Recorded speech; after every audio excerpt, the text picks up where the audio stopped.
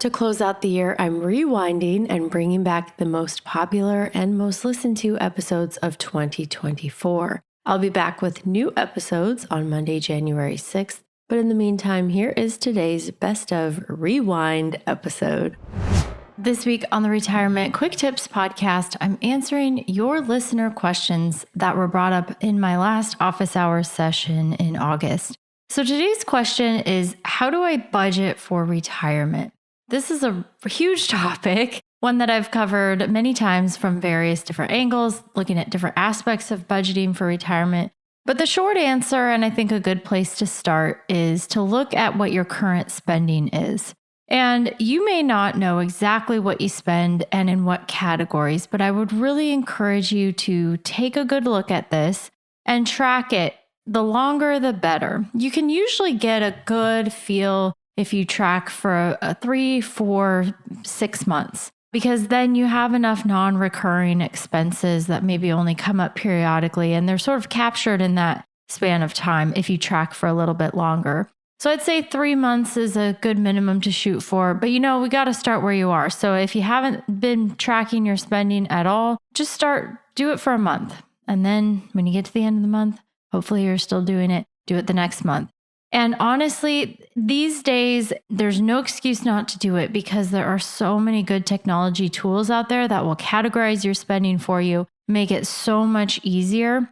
And a good tip for this is that, yes, it may be hard to put different, you have a debit card, you have a credit card, but try to consolidate a lot of your spending for that first month at least into maybe 1 or 2 cards. And so you're only tracking from a couple different spots. And then all you really have to do is, if you spend money on Amazon, go back then and kind of see, well, what exactly did I buy on Amazon? It's quite varied when I look at my own spending, everything from travel accessories to diapers to I buy groceries on Amazon too. So it's hard sometimes because you got to go back and then categorize some of that, but it shouldn't be a lot of work. So start there, track your spending.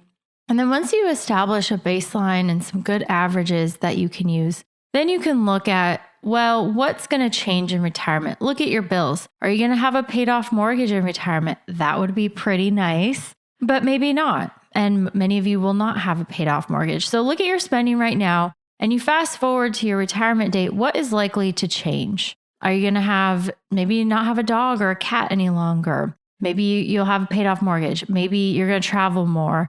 There's lots of expenses that either go away entirely, or in the case of travel or maybe some home improvement projects that might actually increase in retirement.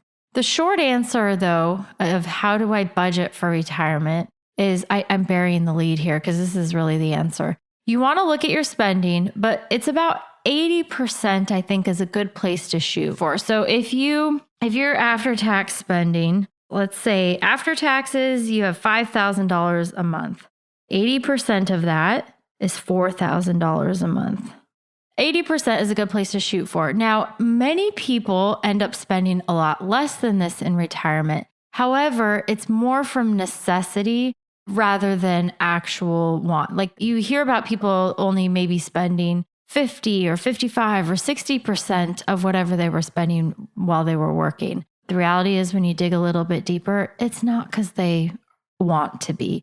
They spend less because they may be undersaved while they were working. They don't have enough assets to support their lifestyle in retirement. They actually have to have a lower lifestyle in retirement than they had while they were working because their income has dropped substantially. Maybe they just have Social Security and a little bit extra from other sources like their investment portfolio. But for whatever the reason, most people who are spending 55, 60% of their working years spending are doing so because not out of desire or wanting to live more austerely than they used to while they were working, but it's more about necessity because they simply do not have the income or the assets to be able to do so.